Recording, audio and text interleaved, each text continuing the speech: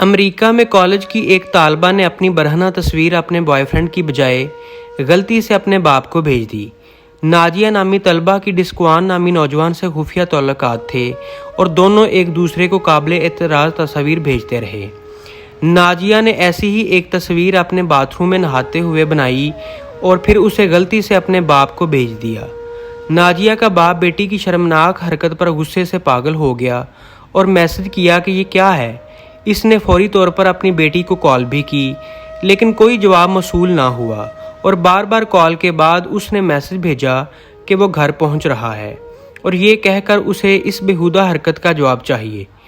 گھر پہنچ کر اس نے اپنی بیٹی کو خوب لعن طعن کی لیکن لڑکی نے زیادہ شرمندگی کا مظاہرہ نہیں کیا بلکہ اسے بتایا کہ وہ تصویر اپنے بوائے فرینڈ کو بھیجنا چاہ رہی تھی۔